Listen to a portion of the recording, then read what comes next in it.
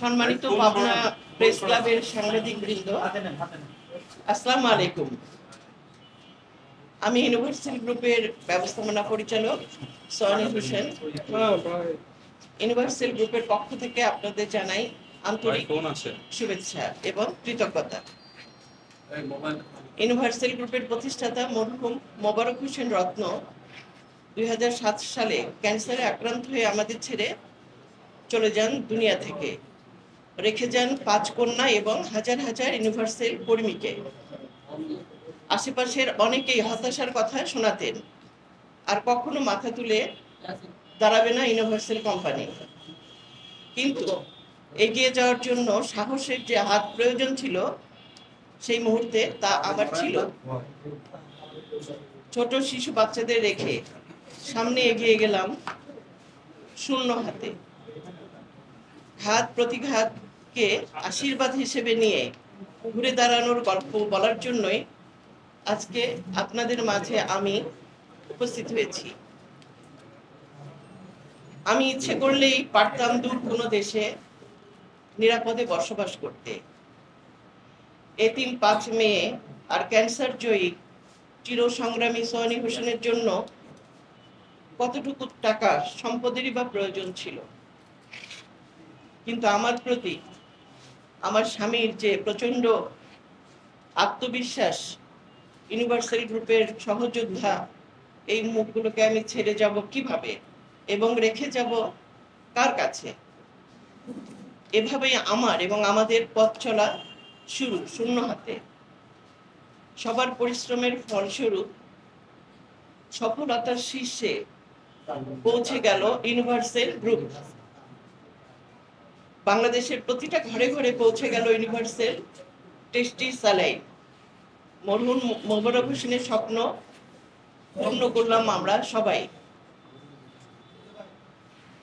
ব্যবসার পাশাপাশি শিল্প, সংস্কৃতি, সাহিত্য, চলচ্চিত্র দিয়ে আমি বারবার দেশ এবং এই জনপদকে সম্মান বয়ে এনে দিয়েছি, সেটা আপনারা সবাই জানেন। কিন্তু আমাদেরকে কেন এই অসম্মান? কাদের ছিল এই চক্রান্ত? কি ছিল তাদের উদ্দেশ্য? রাষ্ট্রের একজন দুর্নীতিবাজ কর্মচারী, তৎকালীন পাবনা জেলার ভ্যাটের কমিশনার জাহিদুল ইসলাম এর কারণে এত বড় একটি প্রতিষ্ঠান, যে প্রতিষ্ঠানটি 2017-2018 অর্থ বছরে রাজশাহী বিভাগের জেলা পর্যায়ে ব্যবসায়ী খাতে সর্বোচ্চ মূল্য সংযোজন কর ভ্যাট পরিশোধকারী হিসেবে সম্মাননা প্রদান করেছিল, সেটাই হুমকির মুখে পড়ে যায়। কমিশনার জাহিদুলের 2 কোটি টাকার ঘুষের চাহিদা পূরণ করতে অপারগতা প্রকাশ করি বলে আমার কোম্পানিতে অভিযান চালিয়ে আমাদের বিপর্যস্ত, আতঙ্কিত এবং মার মুখে আচরণ করে প্রয়োজনীয় কাগজপত্র, কম্পিউটার নিয়ে যায়। তারা ঠুকে দেয় 270 কোটি টাকার মামলা। আমি সেই সময় রাষ্ট্রীয় বিভিন্ন বড় বড় প্রতিষ্ঠানের শীর্ষ ব্যক্তিদের সাথে দেখা করেছি তৎকালীন এনবিআর চেয়ারম্যান আবু হেনা মোহাম্মদ রহমাতুল মুনিমের সাথেও। জানিয়েছি শহীদের রক্ত আর বীরাঙ্গনার সম্ভ্রমের বিনিময়ে পাওয়া এই দেশটির সমৃদ্ধিতে নিজ অবস্থান থেকে আমার এবং ইউনিভার্সাল গ্রুপের ভূমিকা ও সুযোগ রাখার কথা। কিন্তু আমি কোনো সহযোগিতা পাইনি কারো কাছে। তার ফলস্বরূপ ব্যাংক, পরিবেশক, সরবরাহকারী এবং ট্যাক্সের টাকা সময় মতো জমা দিতে না পারায় ঋণী হয়ে যায় ক্রমাগত।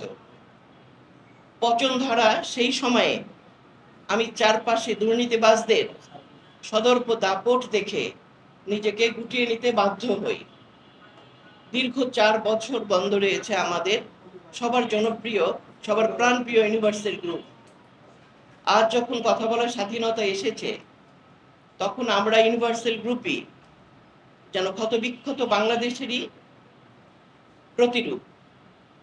আর কোনো অন্যায়, অন্যায্য কাজ যেন কারোর সাথে না হয়, তাই এই কথাগুলো তুলে ধরলাম।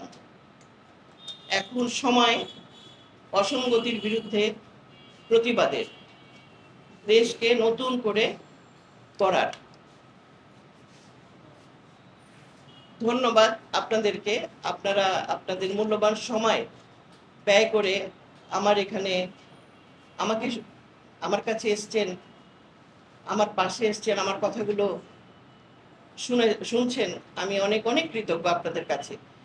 হয়তো আপনাদের মনে প্রশ্ন জাগতে পারে, কেন আমি এর আগে আপনাদের সাথে কথা বলিনি।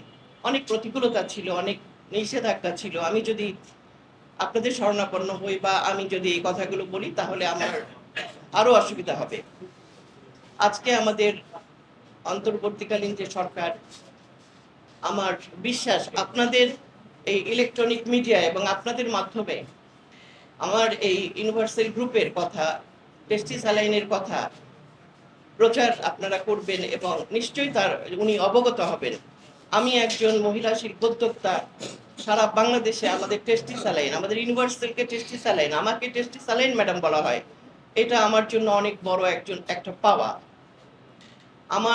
আমি কখনো পিছিয়ে ফিরে তাকাইনি। আমার ছোট ছোট বাচ্চা, যখন আমার হাজবেন্ড মারা যায় 2007-এ, তখন তাকে দাফন করার পরপরই 2-4 দিন পরে কিন্তু আমি আমার ছোট বাচ্চাদেরকে রেখে আমি বের হয়ে গেছি, সারা বাংলাদেশ ছুটে বেরিয়েছি। আমি কখনো বাচ্চাদেরকে আমি কিভাবে বড় হলো, কিভাবে বেড়ে উঠলো, আমি তাদেরকে ওইভাবে কোলে পিঠে করে বা আমি নেড়ে চেড়ে বড় করতে পারিনি। কিন্তু আমি এতগুলো মানুষের, যখন মারা গেলেন উনি, তখন সবাই এসে আমাকে যখন প্রশ্ন করছিলেন যে ম্যাডাম আমরা এখন কি করব, তখন আমি তাদের দৃষ্টি ফেরাতে পারিনি। একটু আগে আমি আপনাদের বলেছি, আমি ইচ্ছা করলে অনেক আরামের জীবন যাপন করতে পারতাম, এত লোড আমি নাও নিতে পারতাম।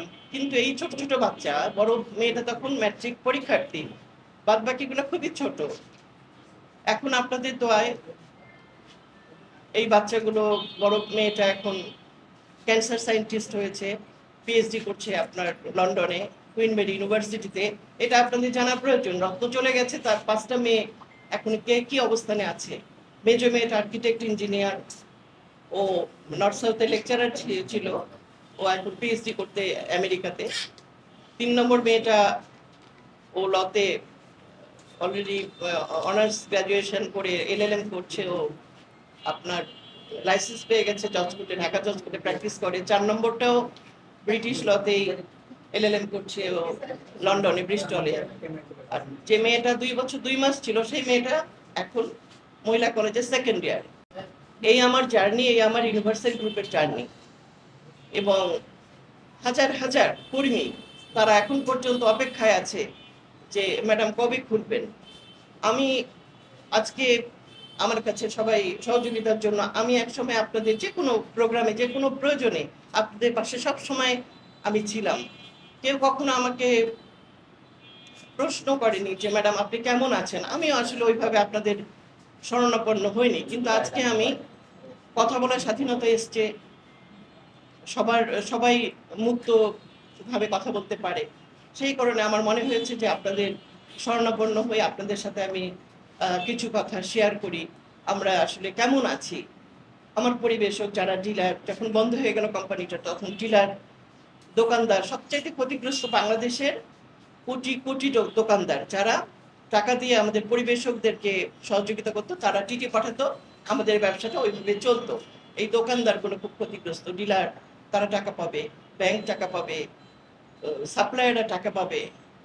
আমি আসলে এমন একটা উভয় সংকটের মধ্যে, হয়তো মানুষ মনে করেছে না ম্যাডামের কোনো সমস্যা থাকতেই পারে না। আসলে ওইভাবে আমি কখনো কাউকে প্রকাশ করিনি। আমি থাকলেও রত্নদ্বীপ থাকবে, ইকোরেসর থাকবে, রূপকথার কাব্য থাকবে, আমি না থাকলেও থাকবে। এই প্রতিষ্ঠানগুলো এক একটা আমি মনে হয় যে একটা টাকা গুঁজে রেখেছি। এগুলো আপনাদের বিনোদনের জন্য। আমার মনে হয়েছে যে এখানে কোনো বিনোদনের ব্যবস্থা নাই। আসলে আমার নানা বাড়ি ছিল পাবনা কর্ণসূচিতে, আমার বাবার বাড়ি সিরাজগঞ্জে, আমার নানির বাড়ি নাটোর। তো আমার মনে হয়েছে যে নাটোরে যেহেতু বেড়ে ওঠা, ওখানে গণভবন ছিল, ওখানে রাজবাড়ি ছিল, আমরা দেখে বড় হয়েছি। কিন্তু এখানে বের হয়ে আসার পরে আমি খুব আক্ষেপ করতাম যে আসলে এখানে বিনোদনের কোনো জায়গা নেই। আমি এবং আমার সবাই মিস করতাম আমরা। তখন আমি টুকটুক টুকটুক করে আমি এই রত্নদ্বীপ রিসোর্ট, ইকো রিসোর্ট, যেটা হয়তো আপনারা সবাই ইতিমধ্যে গেছেন, আপনারা ঘুরে এসছেন, আপনাদের সন্তান একটা ভালো একটা জায়গায়, সবার তো সামর্থ্য নাই কক্সবাজার কিংবা সিলেট কিংবা ইয়েতে, আর ওটা ২-৩ দিন ৪ দিন লেগে যায়। তো এখানটা আমি এটাও তো এখন মনে করেন এই রিসোর্ট গুলো যদি সিলেটে বা কক্সবাজারে হতো তাহলে আমার কোনো চিন্তা ছিল না, কিন্তু এখানে এভাবে আহ, আমরা ওরকমভাবে রুম টুম আমরা বা ওরকম প্রোগ্রাম পাই না। আপনাদেরকে আমি অনুরোধ করবো যে আপনাদের যে কোনো প্রোগ্রাম, আপনাদের আত্মীয় স্বজন, আপনাদের যে কোনো বন্ধু বান্ধব, তাদের প্রোগ্রামগুলো রত্নদ্বীপ, এটা আমি মনে করি এটা আপনাদের প্রপার্টি, এটা আমার না। আমি করেছি ঠিকই, কিন্তু আমি আমি মনে করি এটা আপনাদের সম্পদ, পাবনার সম্পদ। রত্নর ৫টা মেয়ে পাবনার সম্পদ। এই সমস্ত প্রপার্টি আপনাদের সম্পদ, এগুলোকে বাঁচিয়ে রাখার দায়িত্ব আপনাদের। এবং আজকে যে আমাদের দেশের যে অবস্থা, আজকে আমি যদি কোম্পানিটা খোলা থাকতো তাহলে আমি বন্যার্তদের পাশে দাঁড়াতে পারতাম, আমি সমন্বয়ক যারা আহত হয়েছে হসপিটালে কাটাচ্ছে তাদের পাশে দাঁড়াতে পারতাম। আমি আমার যেটুকু সামর্থ্য হয়তো আমি সেটুকু দিয়ে আমি এগিয়ে গেছি, কিন্তু আমি আগে যেরকম ছিলাম আমি ওরকম ভাবে আমি হয়তো বা এগিয়ে যেতাম। তো আমি দোয়া করব আপনাদের জন্য, আপনারা আমার জন্য দোয়া করবেন, রত্ন ৫টা মেয়ের জন্য দোয়া করবেন। রত্ন মৃত্যুর আগ পর্যন্ত তার একটা আমার প্রতি আস্থা ছিল যে না আমি পারবো কোম্পানিটাকে রক্ষা করতে। আপনাদের সহযোগিতা, আপনার সবার সহযোগিতাতে আমি আজকে এই পর্যন্ত এসেছি, আমি ভেঙে পড়িনি। আমার বিশ্বাস এখন কোথায় কি অবস্থা আছে আর আপনার মামলাটা কি অবস্থা? মামলাটা সুপ্রিম কোর্টে আছে। ওটা যেহেতু সরকারের, বুঝতেই পারছেন হয়তো নিশ্চিত, এখন যেহেতু সরকার পরিবর্তন হয়েছে এখন আমার বিশ্বাস আমরা ন্যায় বিচার পাবো। আর জাহিদুল ইসলাম সম্ভবত ঢাকাতে, আমি সঠিক জানি না। জাহিদুল ইসলামের দ্বারা তার পরিবারও ক্ষতিগ্রস্ত, তার ভাই বোন সবাই ক্ষতিগ্রস্ত, অনেক রিপোর্ট হয়েছে এইটাতে। এবং আমি এনবিআর এর চেয়ারম্যানের সঙ্গে যখন দেখা করতে যাই, উনি সিরাজগঞ্জের মানুষ, আমার বাড়িও সিরাজগঞ্জ, আমি সেই অধিকার নিয়ে তাকে আমি দেখা করতে গিয়েছিলাম এবং বলেছিলাম যে কি আপনি কি চান, ওনার ব্যবহার খুবই খারাপ। আমি কোনো কিছু চাইতে আসিনি। আমি যেহেতু সিরাজগঞ্জ বাড়ি, আমার কাছে একটা ডকুমেন্ট ছিল পেন ড্রাইভে, ও যখন দর কষাকষি হয় টাকা পয়সা নিয়ে তখন আমরা একটা অডিও রেকর্ড করেছিলাম, ওইটাই আমি তাকে বললাম যে এইটা আপনি রাখেন, এটা ওখানে ছিল। জাহিদ বলছিল যে এই টাকা শুধু আমরা খাবো না, আমি খাবো না, এটা রাজশাহী কমিশনার খাবে, এনবিআর এর চেয়ারম্যান খাবে এবং প্রাইম মিনিস্টার খাবে। তো আমার মনে হয়েছে যে এটা তাকে দেওয়া উচিত। আমি বললাম যে এটা আপনি রাখেন কিংবা এটা শোনেন কিংবা ফেলে দেন, এটা আমার কোনো বিষয় না, আপনি এটা দেখতে পারেন। আমার কোম্পানি আমি চালাবো কি বন্ধ করব সেটা আমি সেটা চিন্তা করব। চলে আসলাম। পরবর্তীতে আমি কিছুদিন আগে আমি রাষ্ট্রপতি শরণাপন্ন হলাম। ট্যাক্স ভ্যাট যখন আমাকে চাপ দিচ্ছে টাকার জন্য, আমার ব্যবসা না, আমি কোত্থেকে টাকা দিব, আমি কিভাবে আমি ইয়ে করব। পরে আমি তখন ওনার পরামর্শে আমি আবার তার কাছে আমি আমি বললাম যে আমি ওর সাথে দেখা করবো না, ও খুব খারাপ লোক, খুব খারাপ ব্যবহার করে। পরে আমি যখন ওনার সাথে দেখা করতে যাই তখন ঢোকার সাথে সাথে উনি বলে ফেললেন যে আপনি আবার সত্যি কথাতে এসছেন। তা আমি বললাম যে না, আমি যদি সত্যি খারাতাম তার ৩ বছর আগেই আমি আপনার কাছে আসতাম। যেহেতু উনি পাবনাতে যাবেন, ওনার ম্যাক্সিমাম লোকজন সব আমার রত্নদ্বীপ রিসোর্টে ওঠে। ট্যাক্স থেকে বলা হচ্ছে আমার গ্যাসের লাইন কেটে দেবে, বিদ্যুৎ লাইন কেটে দেবে। তো এটা কেটে দিলে তখন তো ওইখান থেকে ফোন আপনাদের কাছেই যেত, আমি এই জন্য আপনাদের শরণাপন্ন। তো যাই হোক, কোনো রকম মানে ২-৩ মিনিট আমার সাথে মানে কথা বলে খুব খারাপভাবে আমি পরে বেরোয় এসেছি। কোনো বিচার নাই, কার কাছে বিচার চাইব, খুবই দুঃখজনক। আমি কি বলি, আপনারা এখন এই কোম্পানি যেটা বন্ধ আছে সেটা আপনি এখন শুরু করতে চাচ্ছেন, আর বা শুরু করার ক্ষেত্রে কি কোনো আইনি জটিলতা আছে? আসলে টাকার প্রয়োজন একটা কোম্পানি যখন, কারণ আমি তো বললাম যে আমি তো অনেক ঋণগ্রস্ত হয়ে গেছি। এখন আমাদের যে সরকার এখন আমাদের ডক্টর ইউনূস, ওনার নলেজে যদি যায় নিশ্চয়ই উনি আমাকে মহিলা একজন শিল্পোদ্যোক্তা হিসেবে, কেন উনি চাকরির তে উনি বিশ্বাসী না। উনি বলেছেন যে উনি ব্যবসাতে হ্যাঁ, উদ্যোক্তা। তো আমি একজন মহিলা উদ্যোক্তা। আমার মনে হয় যে বাংলাদেশে আমার মতো এরকম একজন পরিশ্রমী মহিলা শিল্প উদ্যোক্তা হাতে গোনা কয়েকজনের মধ্যে আমি আমার বিশ্বাস আপনারা সেটা স্বীকার করবেন। তো নিশ্চয়ই উনি আমাকে হেল্প করবেন যদি আমি ওনার পর্যন্ত পৌঁছাতে পারি বা আপনাদের মাধ্যমে ওনার নলেজে যায়, তখন উনি নিশ্চয়ই ব্যাংকের আমাকে কোনো রকম ভাবে একটু সেটা লোন হোক বা সেটা যে কোনো ভাবে আমাকে সহযোগিতা করলে আমি আবার কোম্পানিটাকে চালু করতে পারবো এবং আমার যে সমস্ত সহযোদ্ধা তাদেরকে নিয়ে আমি আবার শুরু করতে পারবো এবং আপনাদের পাবনার যে টেস্টি স্যালাইন এটাকে আমি আবার প্রত্যেকটা ঘরে ঘরে পৌঁছে দিতে পারবো। এখানে বলা বাহুল্য যে এই সুযোগে বিভিন্ন নকল কোম্পানি একদমই নিম্নমানের ইয়ে দিয়ে বিভিন্ন জায়গায় এই টেস্টি স্যালাইন তারা তৈরি করছে, আমার মতোরই মোড়ক, আমার মতোরই প্যাকেট স্যাচেজ। তো এটা ভোক্তারা সবাই রিগ্রেট করেছে, কারণ ভোক্তারা একবার খাওয়ার পরে বলে যে না, এটা আমাদের ইউনিভার্সাল পাবনা ইউনিভার্সাল জেলালপুরের টেস্টি স্যালাইন না। অনেক বড় একটা পাওয়া, এটি অনেক বড় একটা স্বীকৃতি। তো আমার বিশ্বাস আমি আমি সরকারি যদি কোনো সহযোগিতা পাই আমি আবার ঘুরে দাঁড়াতে পারবো। আমার প্রশ্ন ছিল যে এই যে জাহিদুল ইসলাম এই অপকর্মগুলো করেছেন এবং তার প্রমাণও আপনার কাছে আছে, অনেক তথ্য আছে। এখন যে পরিবর্তিত পরিস্থিতি, এখন তো তাইলে আপনার আইনগত ব্যবস্থা নেওয়ার সুযোগ আছে। আপনি কোনো এরকম মামলায় যাবেন কিনা? আর দ্বিতীয়ত ওই যেই রেকর্ডটা আছে সেটা আসলে আমাদেরকে শোনানো বা আমাদেরকে দেওয়া যাবে কিনা? অবশ্যই অবশ্যই আমি আপনাদের কাছে আমি পৌঁছে দিব, আপনারা ওটা শুনবেন এবং মামলা তো চলছেই, এটা আবার যখন কোর্টে দাঁড়াবে, কারণ অনেক অবৈধ মামলা বা মিথ্যা মামলা দেখেন আস্তে আস্তে করে কিন্তু সবই ইয়ে হয়ে যাচ্ছে। হ্যাঁ, তো এইটা আমার কোর্টে আমরা ইনশাল্লাহ প্রমাণ করতে পারবো যে এটা, কেননা সেই ডকুমেন্ট আমাদের কাছে সবকিছুই আছে। হ্যাঁ, এবং আমার বিশ্বাস এটা মানে মামলা যেটা করছে রাষ্ট্রপক্ষ আপনার বিরুদ্ধে, আপনি যে ক্ষতিগ্রস্ত জাহিদুল ইসলাম, অবশ্যই আমি এটা অবশ্যই আমি এটা আমি করব যখন আমি শক্তভাবে আমি দাঁড়াবো কোম্পানিটাকে, আমি যখন আবার ন্যায় বিচার পাবো এবং আমি আমার কোম্পানিটাকে আমি দাঁড় করাতে পারবো, তখন আমি পর্যায়ক্রমে আমি তার এগেইনস্টে আমি মামলা এই মামলায়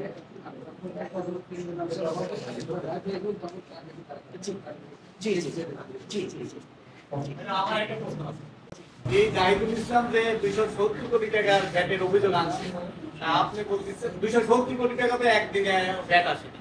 এই 270 কোটি টাকা বা তার কম পরিমাণ কি আপনি সরকারকে ইনসামত ভাবে? আমি আপনার 2017 আপনার ওর ভিতরে লেখা আছে 2017-18 বর্ষে আমি শ্রেষ্ঠ করদাতা হলাম। হ্যাঁ, 17-18 বর্ষে। তাহলে তাদের কাছ থেকে কিন্তু আমি রাজশাহী পাবনাটা রাজশাহীর ভিতরে আমি ওনাদের হাত থেকে আমি পুরস্কৃত হলাম। আমি ইয়ে নিলাম, হ্যাঁ ক্রেস্ট নিলাম, প্রথম আলোতে ফলাও করে সেটা প্রচার হলো। তাহলে তারাই কিন্তু আবার বলছে যে আমি কর ফাঁকি দিয়েছি। এটা তো মনে করেন যে একেবারে প্রমাণিত যে তারা, এবং যে এটা না দিলে 2 কোটি না দিলে তাহলে আমরা কিন্তু আবার আপনার এগেইনস্টে ইয়ে করবো। এবং যখন উনি আমাদেরকে এরকম ভাবে আমাদের কোম্পানিটাকে নিয়ে গেল কাগজপত্র, তারপরেও কিন্তু উনি ওয়েট করেছিলেন যে 10-12 দিন যে আমরা তার সাথে কোনো রকম ভাবে ইয়ে করি কিনা, মানে সমঝোতা করি কিনা। আমি সমঝোতা করিনি।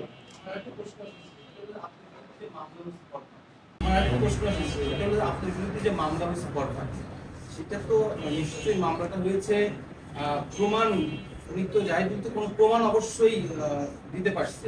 তাহলে আপনি বলতেছেন আপনি করদাতা হয়েছেন, কিন্তু উনি তো মামলা করেছেন প্রমাণ সাপেক্ষে। তাহলে সে যে ডকুমেন্টগুলো দিয়েছে সেই ডকুমেন্টগুলো কি মানে জাল করা ডকুমেন্ট না কি সেটা?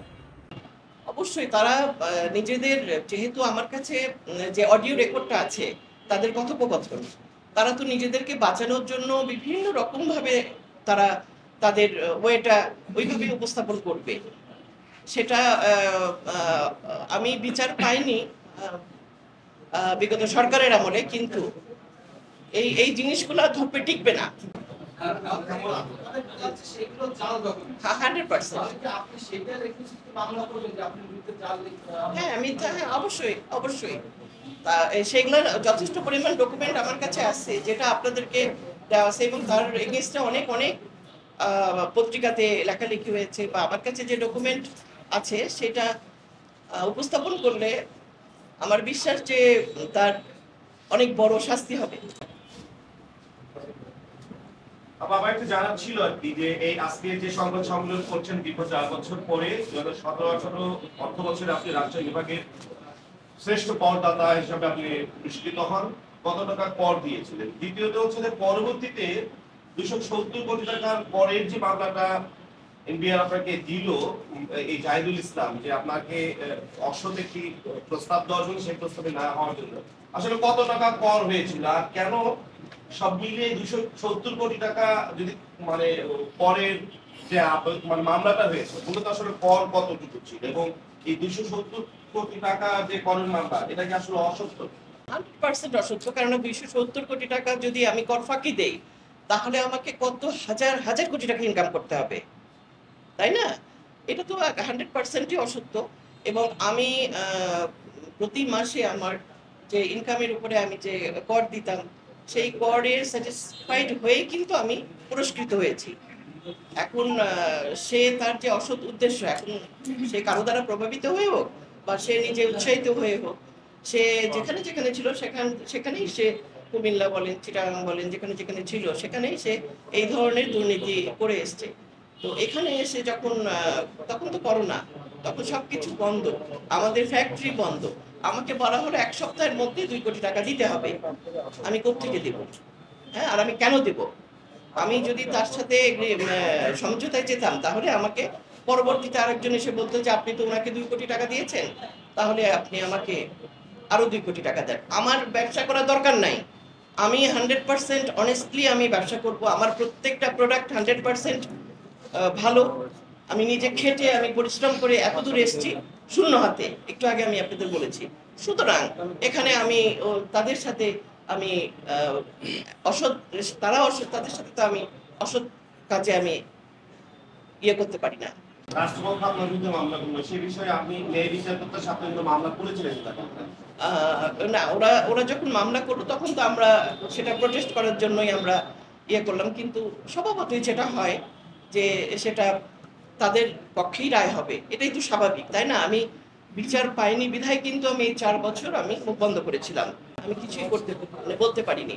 এবং আমাদের উপর সেরকম ভাবে আমাদের উপর নিষেধাজ্ঞা ছিল যে যদি আপনি কোনো মিডিয়ার শরণাপন্ন হন কিংবা কোনো রকম যদি আপনি প্রেস কনফারেন্স করেন, কোনো রকম ইয়ে করেন, তাহলে কিন্তু আপনার আরো ক্ষতি হবে। দরকার নাই তো, আমি আল্লাহর উপরে ছেড়ে দিয়েছিলাম যে ঠিক আছে আমি ব্যবসা বন্ধ করে দিলাম, যে দরকার নাই, কেননা ব্যবসা বন্ধ ছিল, তারপরেও তা ভ্যাট আমার কাছ থেকে দাবি করেছে যে না আপনাকে ভ্যাট দিতে হবে। এই স্বল্পদিনে সরকারের পরিবর্তন বা একটা সরকারের বিদায়, নতুন একটি অন্তর্বর্তী সরকারের হচ্ছে আগমন হয়েছে, সব মিলিয়ে আপনি কোনো গ্রিন সিগন্যাল পেয়েছেন কিনা যে কোম্পানি চালু করার, এবং সব মিলিয়ে এই কোম্পানি চালু করতে এখন কত টাকা প্রয়োজন এবং কেউ আপনাকে এই টাকাটা দিয়ে সহযোগিতা করছে?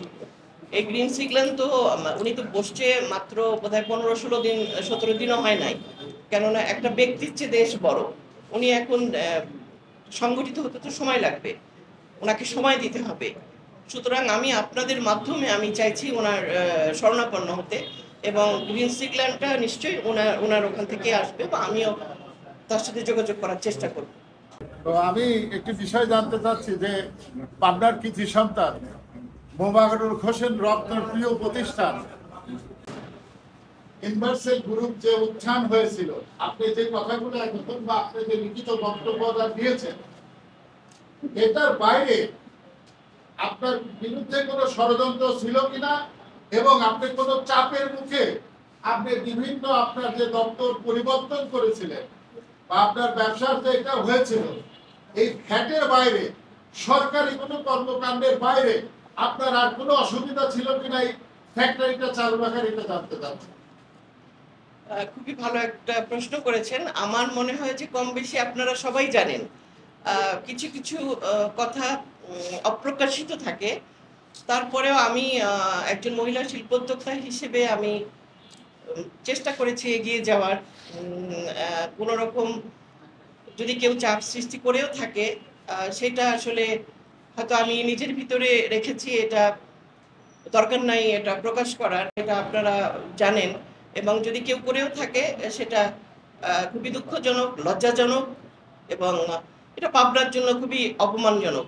কেননা এখানে পাবনায় আমরা যারা ব্যবসায়ী আছি, ছোট বড় সবাই আমরা সম্মিলিতভাবে আমরা পাবনাকে অ্যাজ এ পুরনো জেলা হিসেবে পাবনাকে মফস্বল বলার কোনো রকম আর কিন্তু স্কোপ নাই এখানে। সবাই আমি চাই একজন শিল্পোদ্যোক্তা হিসেবে, একজন ব্যবসায়ী হিসেবে আমরা সবাই মিলেমিশে, কেউ হয়তো ছোট ব্যবসায়ী, কেউ বড় ব্যবসায়ী, আমরা তো ব্যবসায়ী, আমরা যারা এখানকার বড় ব্যবসায়ী তাদেরকে শ্রদ্ধা করি, সম্মান করি এবং তাদেরকে গার্জেন মানি। সুতরাং নিশ্চয়ই আমরা চাইবো যে তারা আমাদেরকে সহযোগিতা করবে, সবাই আমাদেরকে সহযোগিতা করবে, এবং সহযোগিতা করেছে বিধায় আমি হয়তো এতদূর এসছি। ম্যাডাম, আমার একটা প্রশ্ন আছে, সেটা হচ্ছে আপনি যেবার রাজশাহী বিভাগে সম্মানিত হলেন সেই বছর আপনি কত টাকা কর দিয়েছিলেন?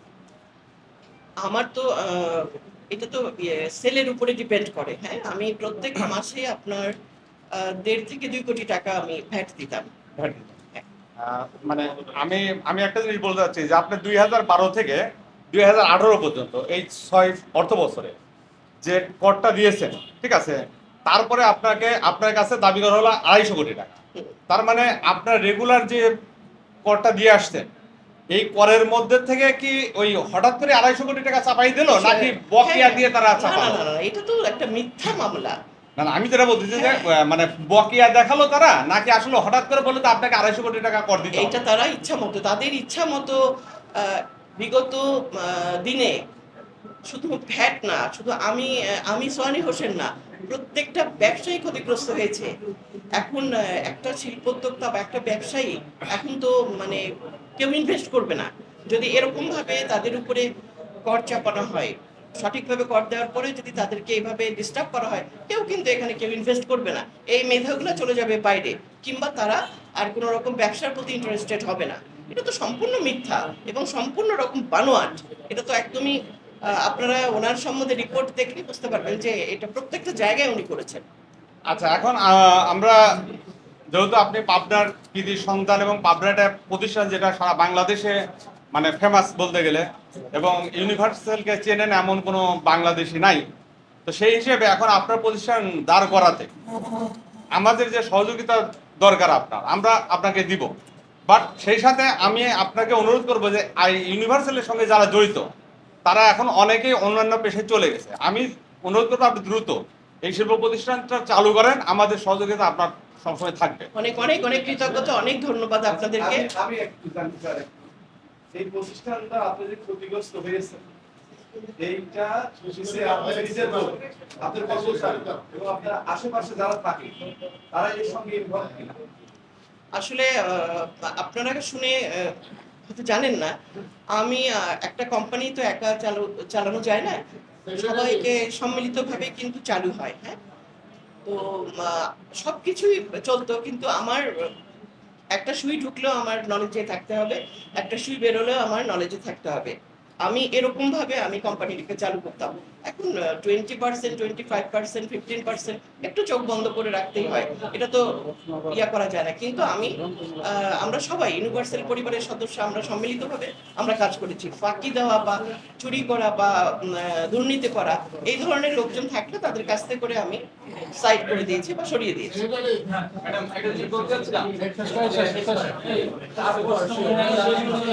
ধন্যবাদ ইউনিভার্সাল গ্রুপের যাকে আজকে এই কথা